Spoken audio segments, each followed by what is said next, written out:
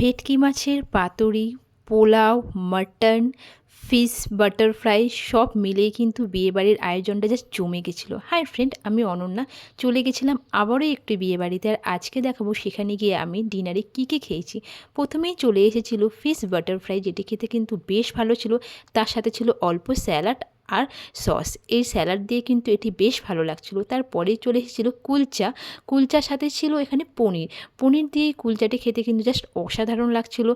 তারপরে চলে এসেছিলো আজকে সেকেন্ড শো স্টপার, সেটি হচ্ছে ভেটকি মাছের পাতুরি। হ্যাঁ, সেকেন্ড বলার একটি কারণ আছে, কারণ এরপরে কিন্তু আছে মাটন।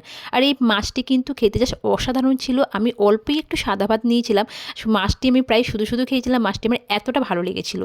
তারপরেই চলে এসেছিলো পোলাও, আর তার সাথে ছিল কিন্তু মাটন কষা, যেটি আমার অলওয়েজ ফেভারিট। তোমরা কারা কারা এই কম্বিনেশনটি ভালোবাসো অবশ্যই কিন্তু কমেন্ট করে জানিও।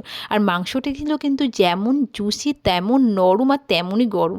বেশ ভালো লেগেছিলো এই মাটনটির সাথে এই পোলাও কম্বিনেশনটি। তোমরা বিয়েবাড়িতে গিয়ে কে কে মাটন আগে খোঁজো সেটা কিন্তু অবশ্যই কমেন্ট করে জানাবে। আর এরম ভিডিও দেখার জন্য কিন্তু অবশ্যই আমার চ্যানেলটিকে সাবস্ক্রাইব করতে হবে, কারণ ব্যাক টু ব্যাক এবার কিন্তু বিয়েবাড়ির ভিডিও আসবে। আর দেখো, সেকেন্ড টাইমেও আমি মাটন নিয়ে নিয়েছিলাম, প্রায় 3 পিস মতো মাটন দিয়েছিল।